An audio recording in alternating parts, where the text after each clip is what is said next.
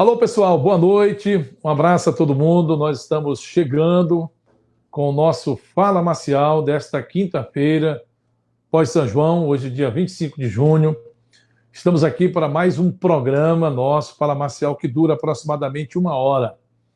E hoje nós vamos conversar com um educador físico, Calixto Pereira, e vamos falar também com um fonoaudiólogo sobre ainda a pandemia, sobre o coronavírus, tanto para quem vai fazer caminhada nos parques abertos aqui da cidade e de todo o Brasil, usando máscara. É a orientação do educador físico, saber se pode, como é que é, qual o risco, se tem risco, se é interessante usar máscara durante uma caminhada. Por exemplo, você vai para a Avenida Litorânea, fazer uma caminhada no início da manhã, ou então no fim da tarde, início da noite, como é que é? É importante usar máscara ou não? Esse é um assunto que nós vamos abordar aqui.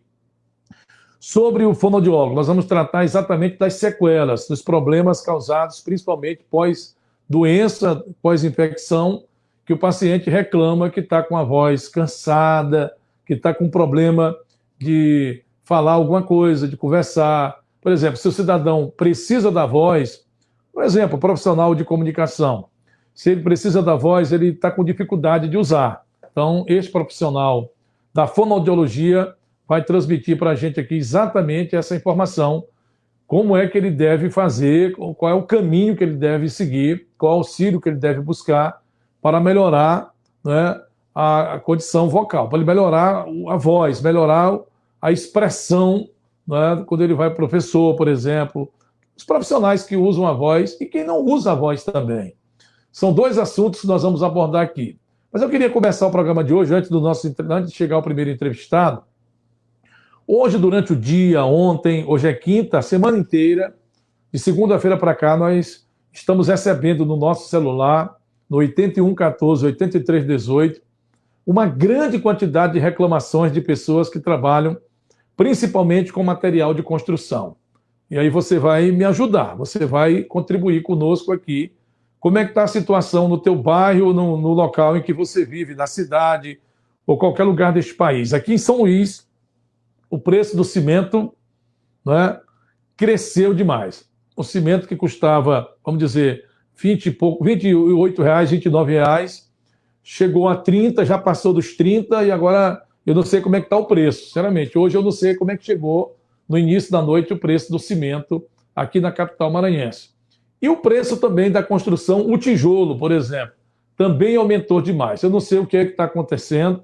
Se alguém do ramo puder nos orientar e mandar uma mensagem aqui dizendo, olha, Marcial, isso está acontecendo por isso e por aquilo. Então você vai dizer para a gente.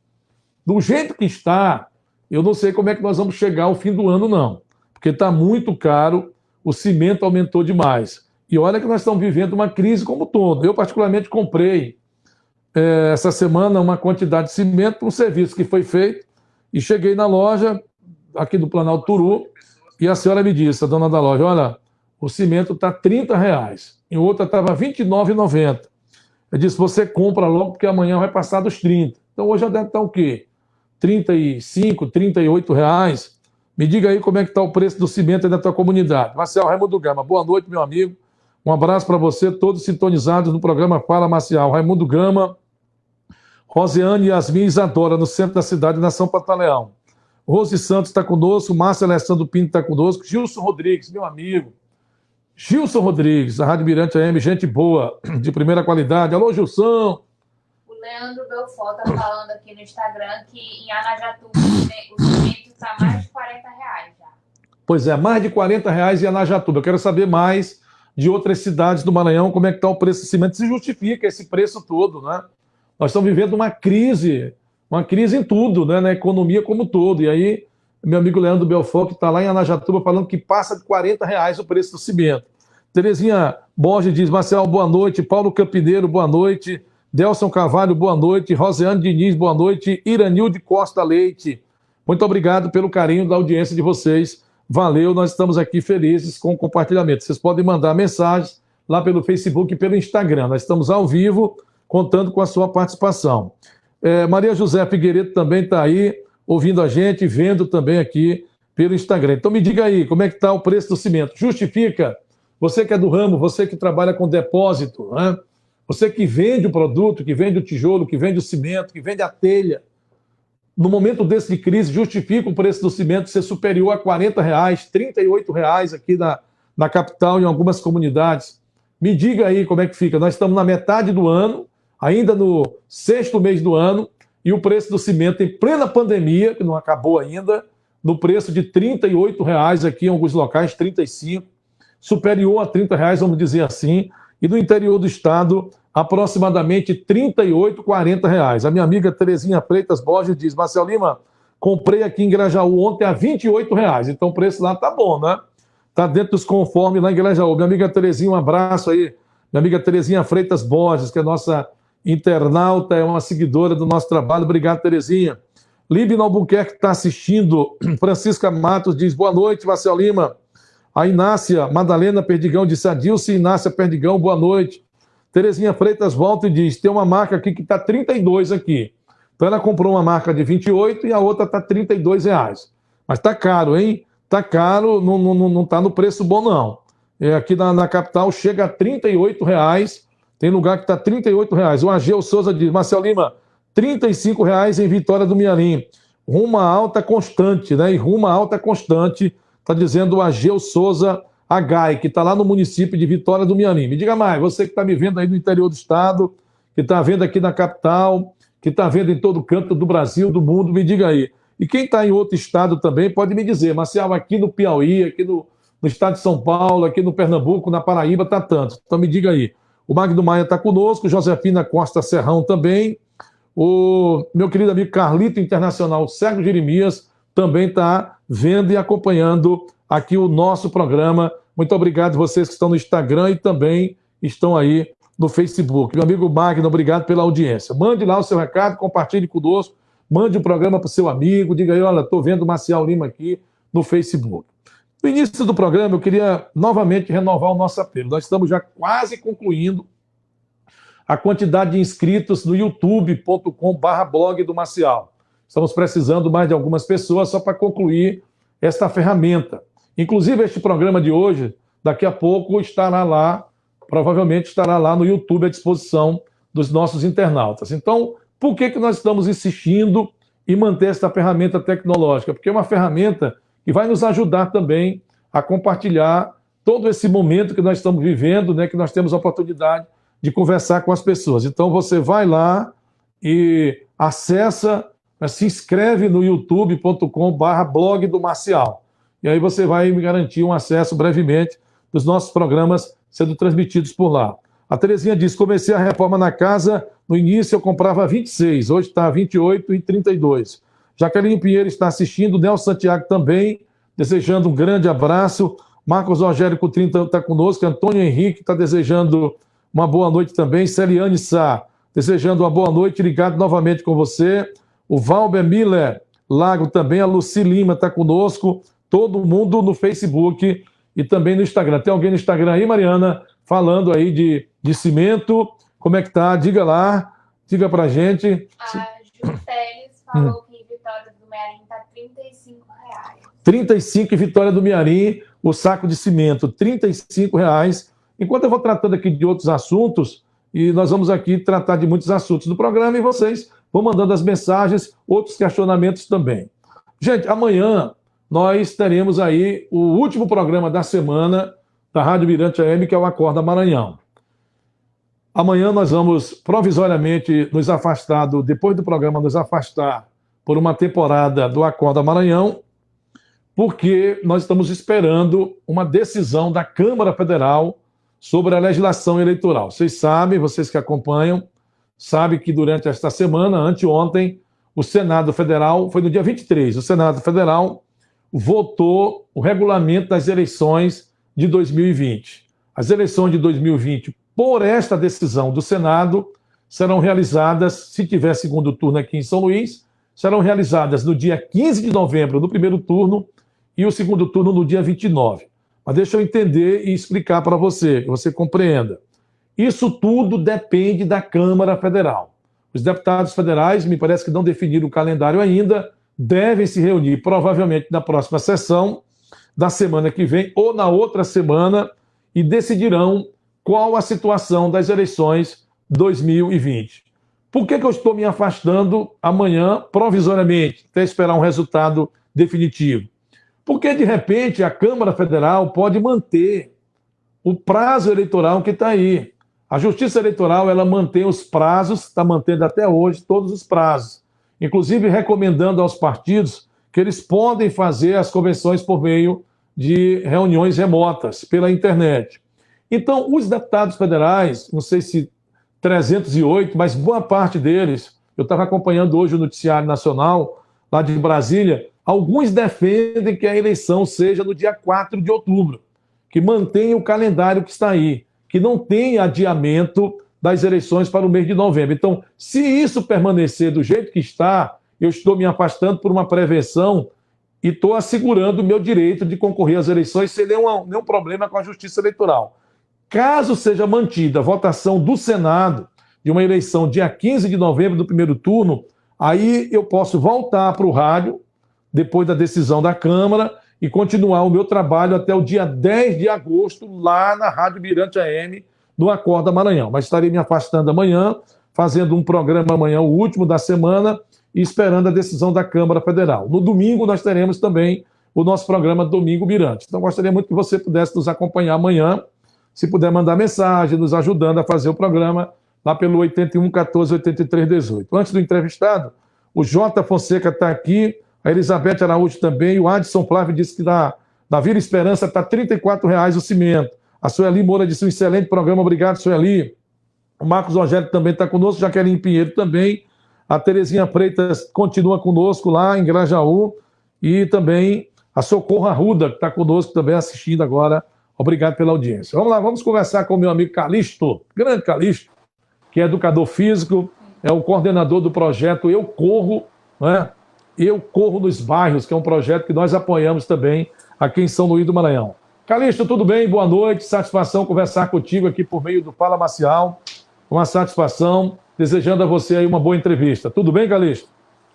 Obrigado, Marcial. Boa noite a todos. É isso aí, Marcial. A gente tem esse projeto Eu Corro nos Bairros, tá? Que a gente deu uma parada agora por causa da pandemia, né? Mas a gente vai voltar, tá? Para estar orientando as pessoas a estar fazendo atividade física correta nos bairros de São Luís e de forma gratuita. Zé Calixto, depois eu falo do Eu Corro nos Bairros, que é muito importante, é um projeto que nós apoiamos, inclusive, como vereador, mas eu queria falar com você sobre essa situação do uso da máscara no momento da atividade física. Eu fui questionado por algumas pessoas, eu fui a Litorânea essa semana e dei uma observada que tem muita gente fazendo caminhada sem o uso da máscara. Qual é a orientação do educador físico sobre essa situação? Marcel, com relação ao uso da máscara durante os exercícios físicos, tá? Muitas pessoas, obviamente, que não têm o costume, tá? E nem é o correto utilizar máscara, mas devido a essa pandemia, a necessidade se faz, né, do uso da máscara. A questão maior é a adaptação. O que as pessoas precisam é adaptar, tá, o uso da máscara à atividade física que ela faz. Tá? Não é recomendado, né, nesse momento de pandemia, a pessoa fazer exercícios físicos extremos, até mesmo porque isso diminui a imunidade e pode facilitar com que a pessoa tenha a forma mais grave da doença, tá? Mas isso tudo é uma questão de adaptação, tá? E é muito importante usar máscara, tá? Principalmente em locais que tenham muita gente, tá? Local que tem poucas pessoas, onde a pessoa está sozinha, numa praça, ou na beira da praia, talvez seja até interessante ela não usar máscara. Mas a recomendação é que ela use a máscara. Mas que, como eu me repetindo, ela precisa ter uma adaptação à máscara, ou seja, diminuir a intensidade do exercício. Se a pessoa corre numa certa velocidade, para ela se acostumar com a máscara, é necessário que ela diminua um pouco a velocidade do exercício, para que ela possa estar fazendo essa atividade de forma correta e não venha sentir aquela sensação de falta de ar. Pois não, e se essa pessoa tem já esse problema, essa falta de ar, que já foi recomendado pelo médico, olha, cuidado e tal com a falta de ar. E aí ele tem que buscar esse auxílio lá do profissional ou ele insiste em manter a caminhada, meu caro Calixto? Não, com certeza, se a pessoa tem algum problema, tá? De falta de ar, tá? Se ela foi liberada pelo médico, ela deve sim procurar um profissional da educação física, que é o profissional correto para que ela possa estar orientando essa pessoa a estar fazendo atividade física. Cada pessoa vai responder de uma forma diferente. Então, com o feedback da pessoa para o profissional, ele vai estar adequando a atividade para cada pessoa. Pois é, e essas pessoas que aleatoriamente estão por aí, que eu vejo, por exemplo, na litorânea hoje, não sei se é 50%, mas um percentual muito grande não está usando máscara de jeito nenhum.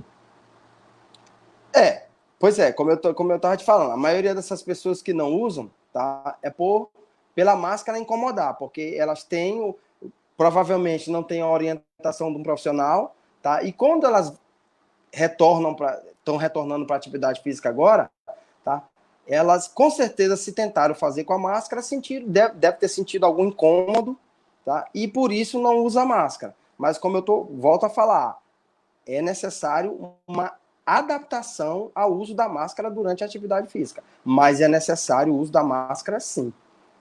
Principalmente, como agora a gente está vendo, as pessoas voltaram com muita vontade, né, para os locais públicos, então a aglomeração tá grande. Então, se faz necessário o uso da máscara. Porque também nós não temos certeza de até quando nós vamos conviver com esse problema de saúde, não é, Calixto? Isso, exatamente. A gente não sabe quando vai ter uma vacina que seja confiável, né? Que a gente sabe que, segundo os especialistas, o que vai fazer com que as pessoas voltem ao normal de vez é só uma vacina. E como a gente não tem uma perspectiva ainda da vacina, isso vai perdurar durante um bom tempo e a gente vai ter que se acostumar, sim, a usar máscara. Pois é, e aí então, hoje nós temos, graças a Deus, alguns projetos na área de educação física, alguns parques em alguns locais abertos aqui na capital. Isso é preciso ter, né? E lá, claro que quem participa desses projetos tem orientação de um profissional de educação física. Quem não tem, pode buscar este auxílio aí. Quem está numa academia também já tem, claro, quando a academia tem a credencial, já tem lá a presença desse educador físico. Não é isso, meu amigo Calixto? Sim, exatamente. A importância do educador físico na hora da orientação dos exercícios físicos é muito importante, né? Até mesmo porque o exercício físico é igual ao remédio. A pessoa tem que usar na dose certa, tá? Nem menos e nem mais. Então, quem pode estar orientando essas pessoas a dose correta dos exercícios físicos é o profissional de educação física. Calixto, eu estava vendo a importância do projeto Eu Corro nos Bairros, que é um projeto que você coordena com tua esposa e que nós, inclusive, apoiamos. Já teve no Vinhais, esteve na região do Quatraque. E eu queria só dizer que nós vamos continuar com esse projeto, não tenha dúvida disso. A importância desse projeto é fundamental porque, por exemplo, a Prefeitura de São Luís e algumas prefeituras do interior, elas adotaram aquele programa de instalar nas praças equipamentos para a prática de ginástica. Só que o cidadão chega lá, ele não tem informação nenhuma. Ele pega um equipamento daquele, começa a praticar ginástica, daqui a pouco ele está sentindo dor no braço direito, está sentindo dor no braço esquerdo, tem uma lesão. Quer dizer, esse projeto nosso é ensinar para a prefeitura que a prefeitura tem que contratar o fisioterapeuta e o educador físico para realizar esse tipo de serviço, de orientação, não é isso? Isso aí, com certeza. Aqueles aparelhos, tá, são aparelhos de musculação, né?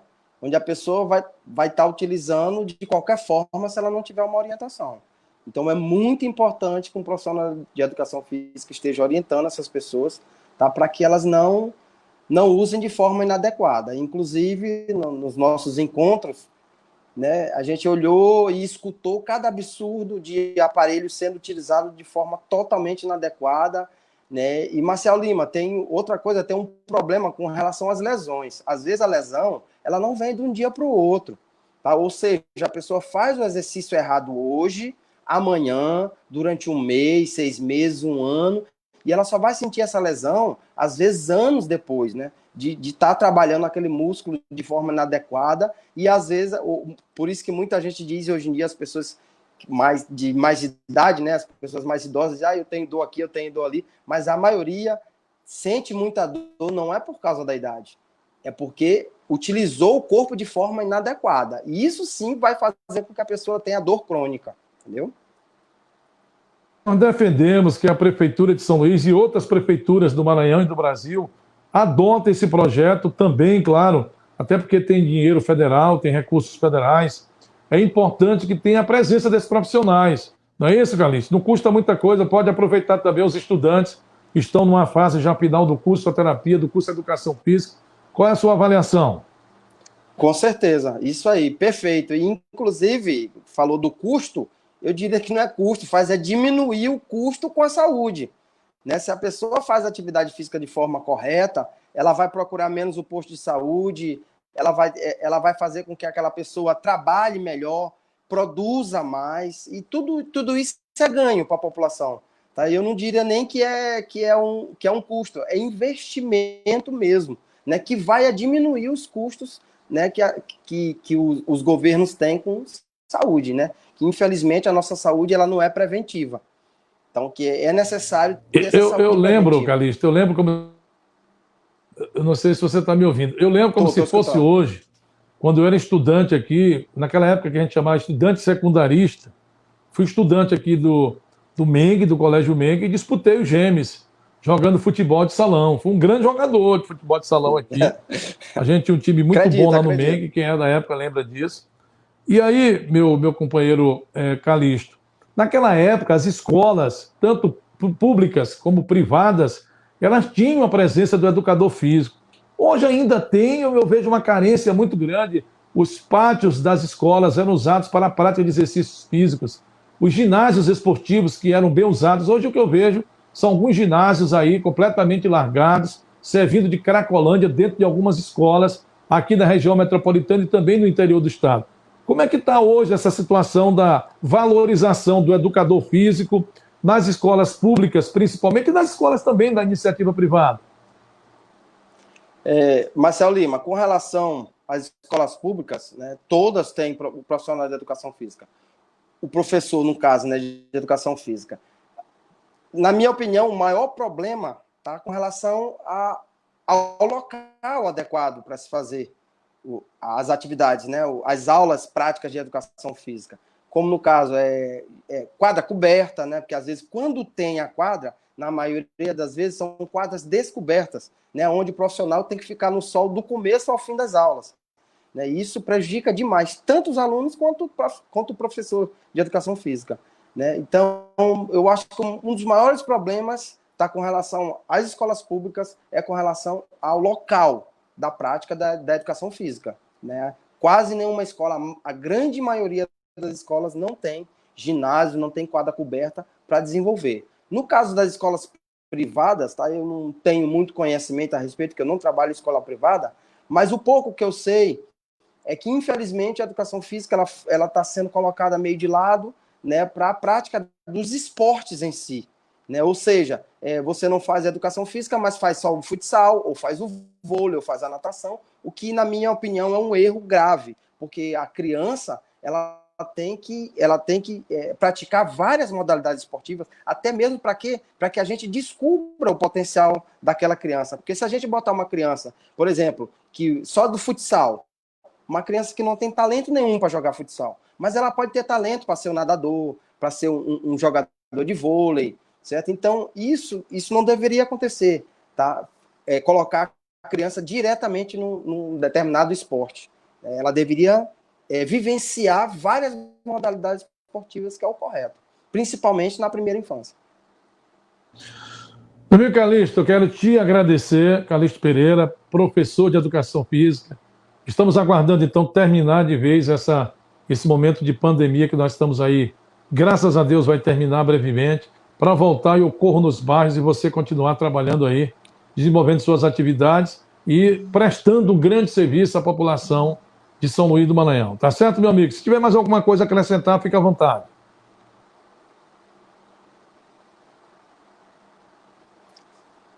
Certo. Valeu, Marcel. É isso aí, a gente vai voltar com tudo, se Deus quiser, para estar orientando as pessoas, não só colocando aqui, não só a utilizar aqueles aparelhos que a prefeitura colocou, tá? Mas também a praticar a caminhada e a corrida de forma adequada. Tá? Porque às vezes a pessoa ela quer melhorar, quer fazer um exercício a mais, né? Além daqueles aparelhos, uma atividade aeróbia, E a gente vai estar orientando também a pessoa a fazer uma caminhada de forma correta e a começar a correr de forma correta. Tá? Um abração aí, Marcel. Valeu pela oportunidade. Valeu. Conversamos então com o professor de Educação Física, educador físico, Calixto Pereira, que é o coordenador do projeto Eu Corro nos Bairros, que nós adotamos aqui em São Luís já tem algum tempo, e que é um sucesso, não tenha dúvida disso. Chegou, passou por algumas praças, né? E agora nós estamos esperando terminar esse período de pandemia para voltar a esse projeto aí, Eu Corro nos Bairros, que é muito bom. Deixa eu conversar daqui a pouco, não sei se já está na linha, com o fonoaudiólogo, Dr. Samuel Moraes Júnior. Samuel Moraes Júnior, que é jovem fonoaudiólogo, né, que é professor universitário também, me parece que é professor, não é? Hoje ele estava até numa participação de uma conferência, de uma discussão temática no Hospital Universitário Presidente Dutra, falando exatamente desse assunto que nós estamos tratando aqui, sobre as pessoas que sofreram aí, ou em casa, ou no leito hospitalar, do coronavírus, da Covid-19, e que essas pessoas hoje têm algum problema, principalmente na voz. Isso, o papel da fonoaudiologia é fundamental. Doutor Juarez Moraes Júnior, satisfação, boa noite. A satisfação conversar com o senhor aqui do Fala Marcial.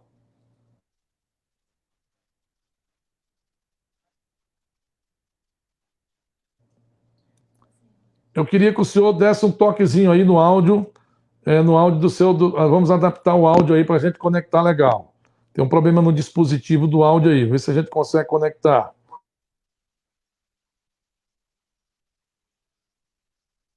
Do nosso querido doutor Samuel Moraes Júnior. Agradecer aqui a Ana Campos, que está conosco, a Elizabeth Araújo também, que está conosco. Muito obrigado pela sintonia. Nelci Moraes, Samuel Fernandes, Cleide Regina, o Lázaro Nogueira diz, excelente profissional de comunicação, obrigado. Valeu, agradecer o Calixto aí pela participação, a Socorro está falando aqui. Ana Campos também está conosco. Vê se a gente melhora o áudio aí do do nosso querido fonoaudiólogo, doutor Juarez, hein? Doutor Juarez, você está me ouvindo, doutor Juarez? Se estiver me ouvindo, diga uma boa noite aí para os nossos internautas. E áudio aí. Enquanto ele não vem, deixa eu agradecer o povo que está conosco aqui. O áudio não está bom, nós estamos com um problema técnico no áudio lá na transmissão do doutor Juarez. E tem um dispositivo lá que aciona o áudio aí, vamos ver se a gente consegue acionar. Nilde Araújo Neto diz, bom dia, meu querido Nilde Torres. Aí, minha amiga Nilde Torres também está acompanhando. Agradecer aqui o Alojado dos Boleros, Eu Corro nos Bairros, é top. Verdade, tá vendo aí? Rosiane Diniz, ótimo programa, obrigado pela audiência. Valeu. J. Fonseca, boa noite, bom programa. Valeu, todo mundo que está compartilhando conosco. E se puder compartilhar, mandar o programa para alguém, nós agradecemos aí, não tem problema nenhum. Eu só quero recomendar ao doutor Juarez Moraes Júnior, se ele puder desconectar e conectar de novo, eu acho que a gente consegue conversar aí com o senhor, tá bom? Nós estamos nos aproximando das 21h30, apresentando o programa Fala Marcial, aqui pelo Facebook e também pelo Instagram. Você pode compartilhar conosco lá o nosso programa e mandar o seu recado pelo Instagram e também pelo Facebook. Não sei se tem alguém lá no Instagram que pode mandar mensagem para a gente também. Olha, então sobre as eleições é isso aí. Amanhã nós vamos concluir a nossa parte da Rádio Mirante, esperar a decisão da Câmara Federal e aí, se a Câmara Federal decidir o que decidiu o Senado, nós voltamos então brevemente a fazer o nosso programa. E no domingo, dia 28, véspera de São Pedro, nós vamos fazer também um programa especial da Rádio Mirante a partir das 9 da manhã. Você é o nosso convidado especial. Gente, eu tenho falado aqui nas redes sociais e hoje eu recebi mais denúncias sobre a situação da saúde aqui em São Luís do Maranhão. Agora há pouco eu estava vendo o jornal e mais uma operação lá no Rio de Janeiro. Mais uma operação no Rio de Janeiro com o objetivo de combater o superfaturamento, a compra de equipamentos neste período de pandemia. Infelizmente, nós estamos vivendo em vários estados do Brasil e vários municípios atos de corrupção. Como vereador de São Luís, como uma pessoa que você votou, que você escolheu, que você foi às urnas, e quando eu fui candidato, era candidato em Uns, hoje eu não sou mais candidato em Uns, hoje eu sou vereador de São Luís e represento toda a população, quem votou e quem não votou em mim, eu não posso, diante dos problemas que nós convivemos há cerca de 15, 20 dias, nós vimos há cerca de 15 dias, quando a Polícia Federal, que é uma instituição que nós respeitamos, fez uma operação na Secretaria de Saúde do município de São Luís. Na história da Prefeitura de São Luís, eu não conheço. Se alguém puder me contestar ou dizer, apontar alguma época que teve isso, na história da Prefeitura de São Luís, eu não conheço,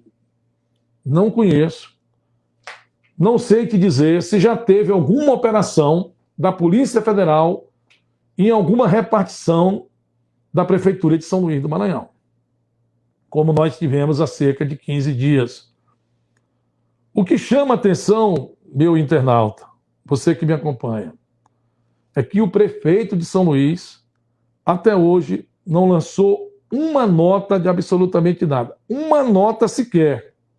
Para dizer assim, rapaz, eu estou querendo reconhecer ou não o trabalho da Polícia Federal. É um absurdo o prefeito de uma capital que a Polícia Federal esteve em uma pasta importante e ele não dizer absolutamente nada. Eu ainda vou voltar ao assunto. Doutor Juarez, será que a gente consegue falar com o senhor agora? Será que a gente consegue o áudio do doutor Juarez Moraes Júnior, que é fonoaudiólogo, que pode esclarecer pontos importantes aí pós a infecção, o paciente infectado. Boa noite, doutor Samuel. Dá para me ouvir? Boa noite, tudo bem? Estou conseguindo ouvir você agora. Está me ouvindo? Ouvindo bem, graças a Deus. Seja bem-vindo ao Fala Marcial.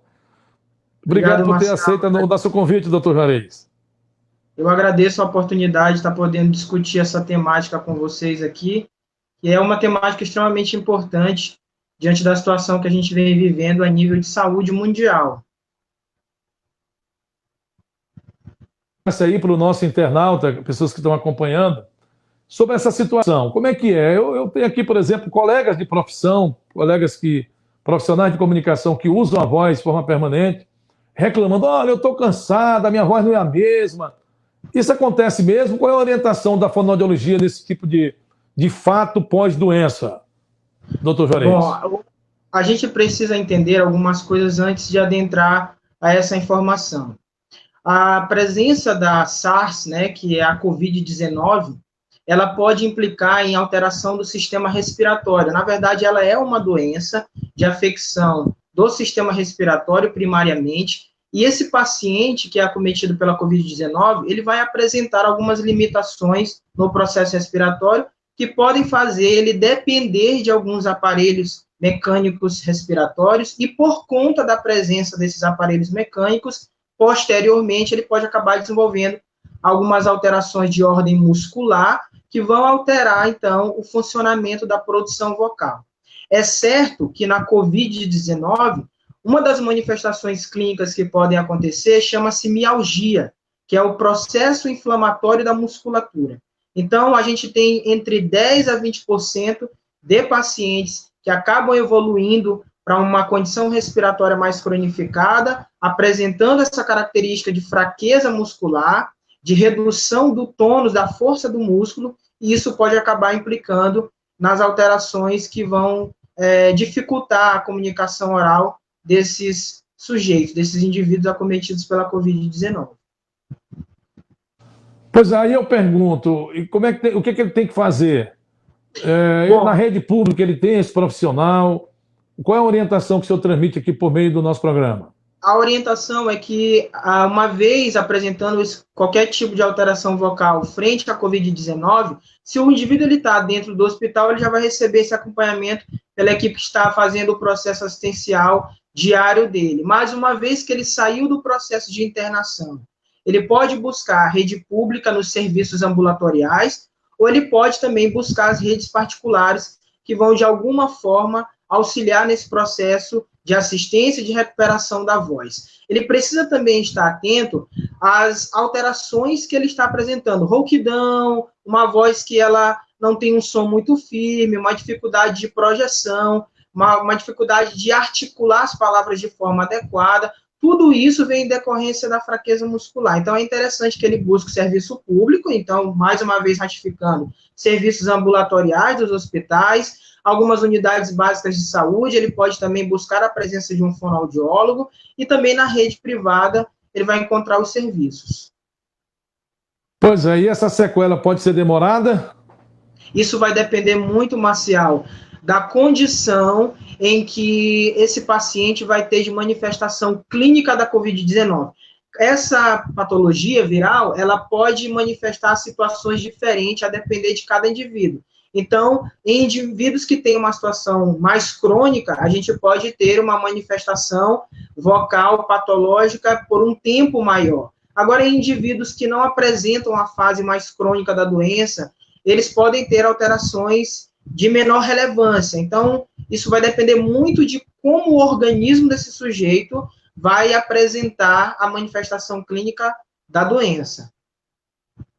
Pois aí eu pergunto o seguinte para o senhor, doutor Juarez, esses sintomas é apenas para o paciente que foi entubado ou paciente que se tratou em casa, que conseguiu passar pela doença, ele pode sentir também esses sintomas? Na grande maioria dos casos, o que a gente tem visto na prática clínica é que a presença dessa intubação ela é um fator de risco para a apresentação desses distúrbios vocais.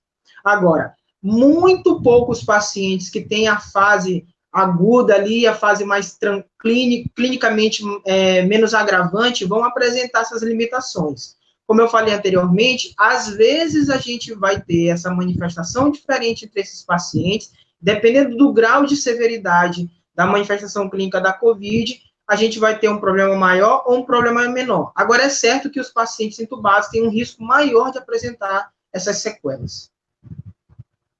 E além disso, além da questão da voz, o que teria mais de acontecimento, né, de sequelas que o senhor tem acompanhado aí como profissional da fonoaudiologia de pacientes que tiveram a COVID?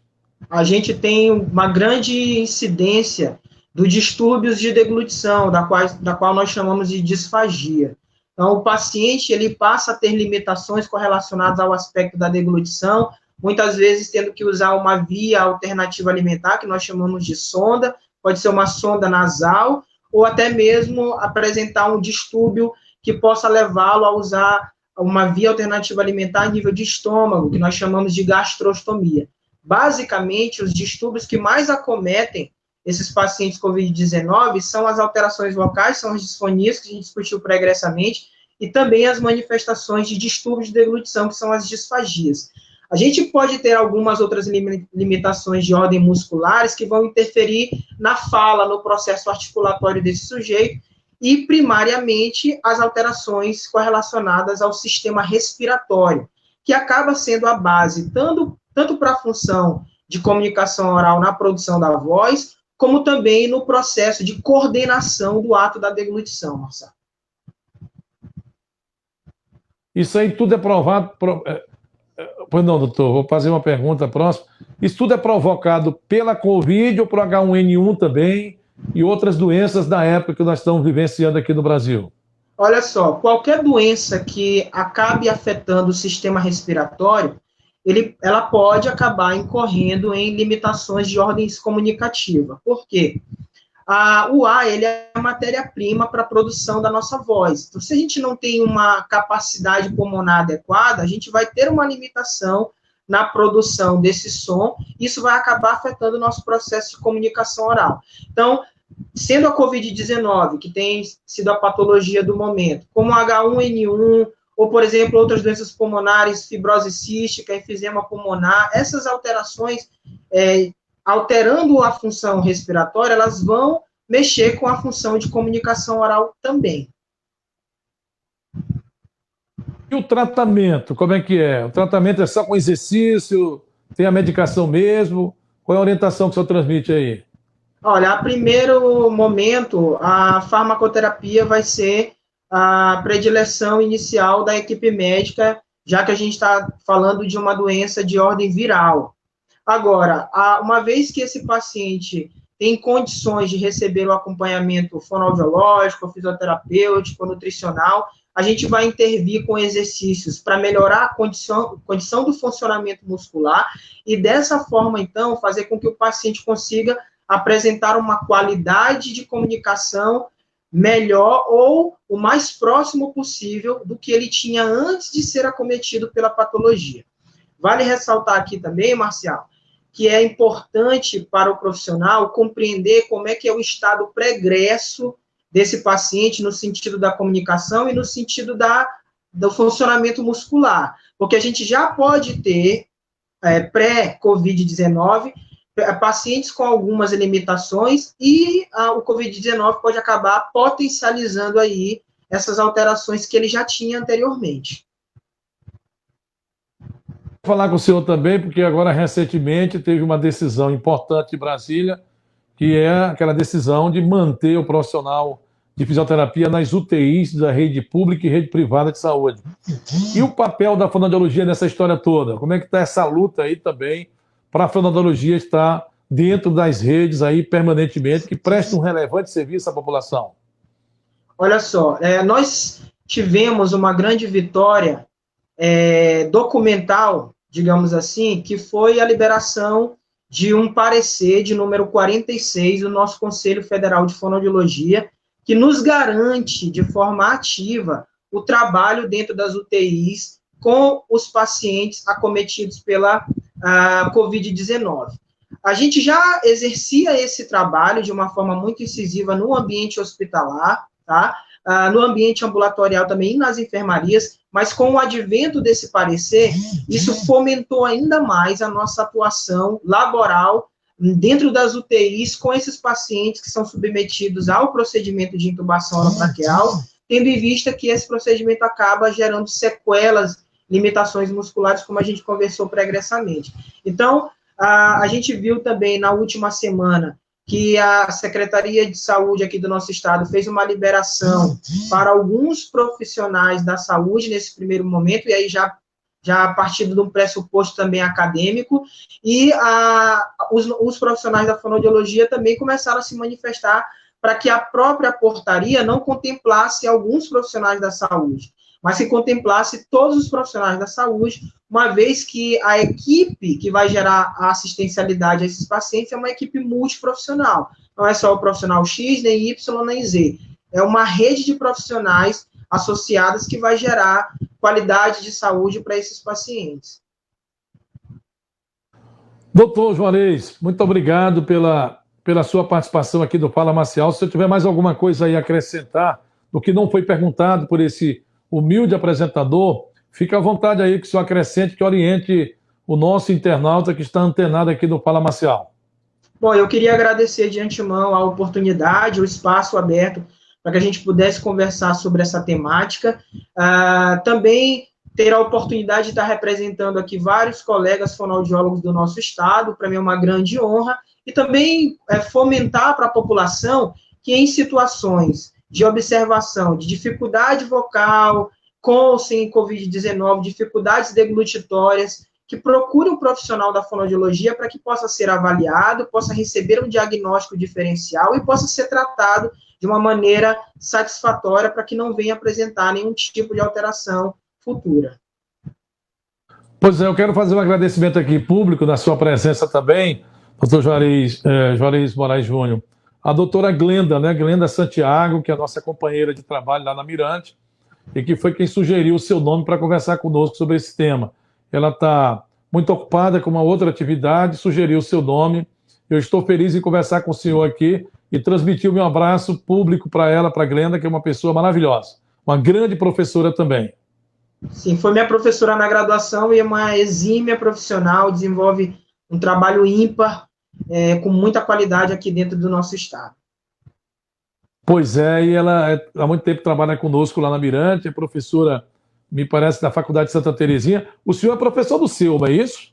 Isso, atualmente eu sou professor da Universidade Selma, também de uma outra instituição de pós-graduação, cuja sede é em São Paulo. Mas tem uma pergunta aqui para o senhor, que eu estava sendo até injusto com a nossa internauta, que é a Líbina.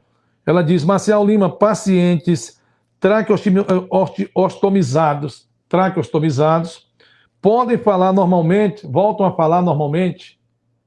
Sim, é possível o paciente traqueostomizado ele ter uma comunicação normal, e aí esse normal eu vou colocar entre aspas, porque há uma modificação das estruturas por onde o ar passa para poder ter esse tipo de vocalização. O paciente traqueostomizado é aquele que usa um cano nessa região do pescoço por uma impossibilidade de respirar de forma nasal. Mas é possível sim, existe um dispositivo da qual nós utilizamos para revitalizar essa vocalização, que é a válvula fonatória de deglutição. Então, é possível usar esse dispositivo, mas também é possível, na não utilização desse dispositivo, o paciente conseguir ter uma condição de comunicação oral independente da traqueostomia. Pois é, eu acredito que respondeu a pergunta da minha amiga Líbina. Se ela tiver uma dúvida, pode questionar, pode voltar. O Baima Salles diz, eu não sei se é para o senhor, essa pergunta é dirigida à minha pessoa. Eu não vou saber responder, posso depois procurar um profissional. Em que ponto em um exame admissional o funcionário pode ser inapto? Tem alguma coisa a ver com o senhor ou não? Bom, acredito que ele esteja falando em relação à questão admissional para profissionais que passam por uma avaliação auditiva ou uma avaliação vocal, que é uma prática principalmente para quem vai assumir concurso público de docência. A gente pode ter uma situação que é o não assumir dessa posição laboral quando o professor ele tem uma lesão orgânica na prega vocal, como, por exemplo, os nódulos, que comumente são chamados de calos. Isso pode inviabilizar a condição desse professor assumir um concurso público, por exemplo. Tá? Ou então, aquele sujeito que ele vai trabalhar com a perspectiva da utilização auditiva, e já no exame admissional ele tem uma perda auditiva pregressa à entrada dele na empresa, por exemplo. Então, ele pode acabar não assumindo esse cargo, porque já tem um problema pregresso, e acredito que o que a gente tem visto nessa área ocupacional é que nenhuma empresa vai contratar um profissional que já apresenta uma alteração antes mesmo dele fazer parte do quadro de funcionários. Professor Juarez, eu queria, para encerrar de vez, o Baima está agradecendo, porque a pergunta era para o senhor mesmo, mas eu queria fazer uma pergunta que o senhor quiser, e um apelo que o senhor pudesse fazer aqui por meio do nosso programa. Professor, advogado, juiz de direito, pessoas que trabalham com a voz, no caso, os comunicadores, qual é a orientação? Por exemplo, eu já tenho um tempão de rádio aí, de vez em quando eu tenho um acompanhamento da Glenda lá, mas qual é a orientação que o senhor passaria? Por exemplo, professor está em sala de aula permanente, aquele que nunca procurou um fonoaudiólogo.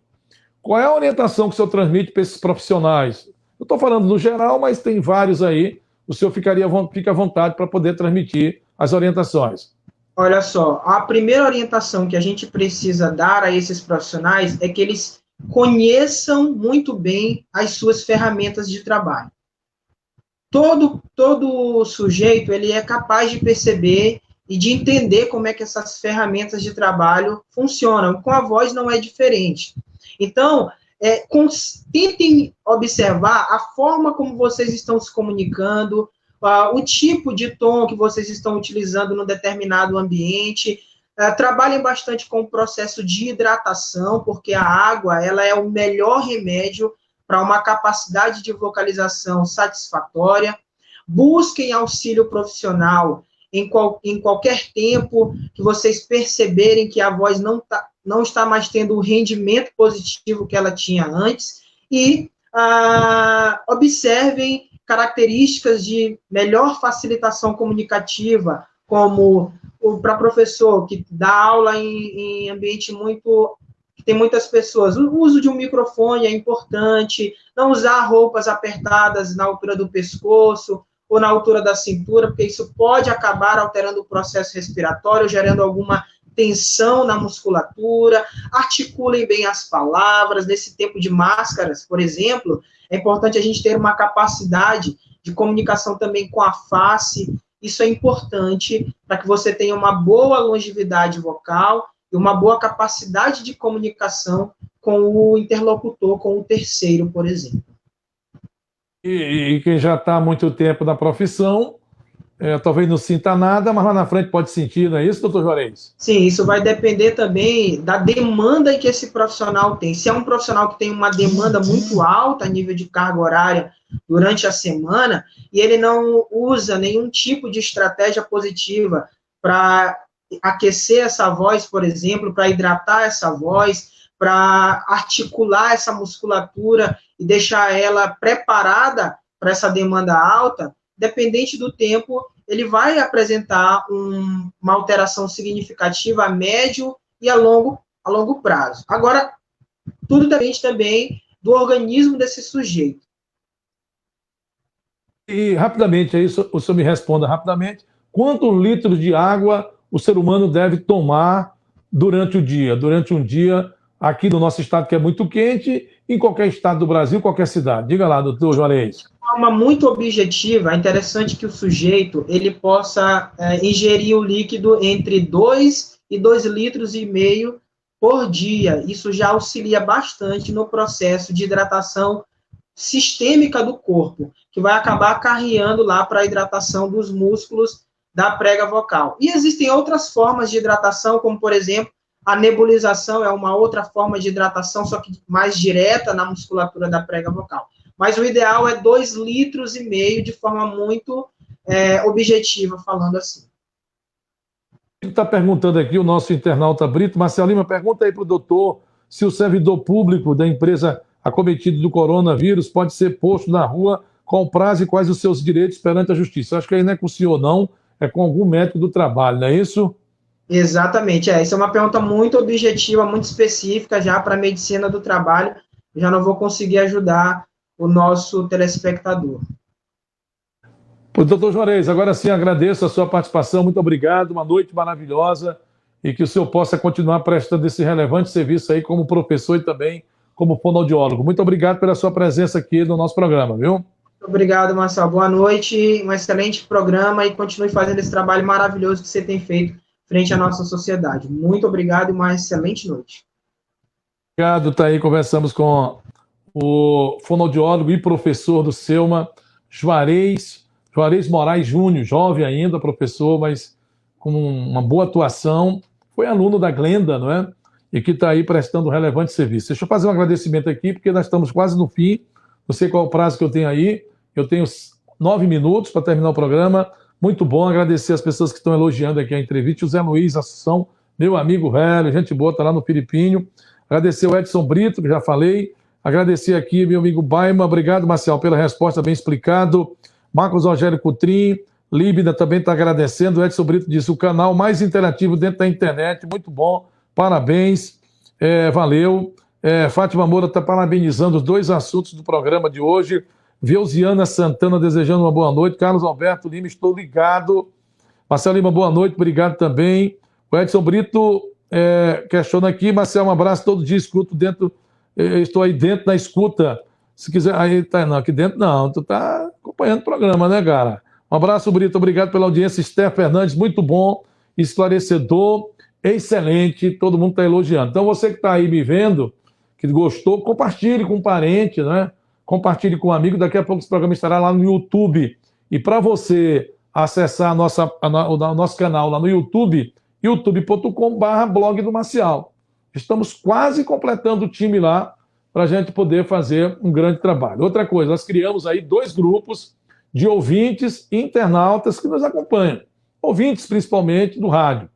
Nós estamos com um grupo formado no WhatsApp, são 256 pessoas, e o outro está quase terminando. Agora eu estou gostando, lá nós temos um podcast, né, no fim da tarde, tratando dos assuntos. Hoje nós falamos da mobilidade urbana de São Luís, falamos aí de muitos assuntos, do rádio também. Se você tiver a oportunidade de ingressar nesse grupo, ligue, manda uma mensagem para o 981148318. Sim, eu vou encerrar sobre esse assunto aqui. Hoje, durante o dia, eu recebi de vários pontos da cidade fotografias de pessoas falando de obras da Prefeitura de São Luís do Maranhão nesse período de pandemia e também no período eleitoral. Estão vivendo uma pré-campanha. O prefeito de São Luís, além de não conceder uma entrevista falando que a Polícia Federal teve lá na Secretaria de Saúde que os escândalos estão lá sendo investigados pela PF, que compraram 2 milhões de máscaras numa fábrica lá no município de Matinha, a Matinha na Baixada Maranhense, que não tem uma fábrica com esse porte lá para atender essa demanda. E hoje me mandaram uma denúncia gravíssima do custo que é as obras, né, os custos das obras de recuperação das unidades de saúde, da unidade mista do São Bernardo, unidade mista do Bequimão e e unidade mista do bairro do Coroadinho. A prefeitura está gastando 3 milhões de reais. Nós estamos pedindo informações destas obras à Secretaria de Saúde do município. Gastos exagerados com essas máscaras aí no município de Matinha. 2 milhões de reais. Eu passei 3 dias no rádio perguntando para o povo da Baixada se eles conheciam em algum município baixadeiro, algum município da Baixada, alguma fábrica com capacidade de atender a compra por parte de uma prefeitura, de quem quer que seja, de 2 milhões de reais, de máscaras e aventais. Lá na região ninguém me disse, mas não tem uma fábrica, pelo menos em Matinha não apareceu nenhum. Pelo contrário, o povo ligou, não, Marcelo, aqui não tem não. Aqui tem umas senhoras que ficam aqui, costureiras, que fabricam 50 máscaras, 20 máscaras aqui, às vezes até para a família, para os amigos aqui, mas para essa capacidade, para essa estrutura, essa demanda de 2 milhões de reais, e a Prefeitura de São Luís também, além desta empresa, fez contrato com outras pequenas no valor de 3 milhões. O contrato aí chega a 5 milhões de reais. Esta investigação está sendo feita pela PF, a PF está recebendo isso, a secretaria caiu como uma bomba, a Secretaria de Saúde do município, mas aqui é como se fosse um traque na prefeitura. O prefeito Edivaldo Holanda que anda batendo cotovelo aí, dizendo que é simpático das comunidades, batendo cotovelo, lançando obras sem infraestrutura, sem saneamento básico, lançou uma obra lá no Jardim São Cristóvão, que uma senhora me ligou, e essa senhora me disse, inclusive, que a obra lá tem que ser feita a drenagem, que eles não vão aceitar obra sem drenagem, eles estão certos. Não adianta botar asfalto e não ter a drenagem no local que tem que ter drenagem. Na região do Gapara, na região da Cidade Olímpica, recebemos informações, inclusive de um político que está na frente das máquinas, botando placa para tudo que é lá, dizendo que é ele que está levando. Não é não, isso é do contribuinte. O dinheiro é do contribuinte, o dinheiro é seu. Não é político que está levando asfalto para o bairro não, que está aí com carro de som. Na Vila Industrial, na Vila Sarney do Maracanã, já botaram até carro de som, dizendo, olha, sou eu que estou trazendo essa obra. Gente que nunca deu uma fala favorável à população, está lá com carro de som para cima e para baixo. Então você que é eleitor de São Luís, tome cuidado. Existe um consórcio hoje, aqui na nossa capital, para provocar um segundo turno com as mesmas pessoas. E a mesma prática que quando lançaram a obra da maternidade da Cidade Operária, a mesma prática do Wi-Fi nos ônibus, a mesma prática das creches municipais de 2016, de 2012. São as mesmas práticas no mundo da política de São Luís. Querer provocar o povo, dizer que estão trabalhando em ano de eleição, depois de judiar com a população. Pelo amor de Deus, minha gente.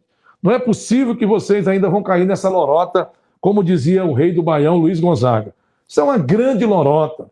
O povo está dentro da lama, recebe um asfalto. Você peça para a prefeitura, exija que a prefeitura faça drenagem. Faça uma obra boa, de primeira qualidade, que vai durar por muito tempo. Não uma obra que a água do ano que vem, durante o período de chuva, leve rapidamente. Pelo amor de Deus, não podemos mais conviver com isso. O asfalto que São Luís do Maranhão teve em 2016, São Luís não era para estar vivendo essas condições que está vivendo hoje. Não é possível que a população não vai cair ainda nesta lorota de última hora desse pessoal que está na prefeitura aí há muitos anos. Vamos lá, Kelly Moraes, muito obrigado. Gente, valeu pela audiência, valeu pelo compartilhamento, valeu pela participação. Chegamos ao fim de mais um Fala Marcial. Compartilhe conosco, fica lá nos nossos perfis, fica lá no nossa história no Instagram também e lá no YouTube, daqui a pouco, mais tarde, estará lá também. Valeu, um abraço, boa noite, até lá. Obrigado a Mariana que nos ajudou aqui. Valeu, tchau.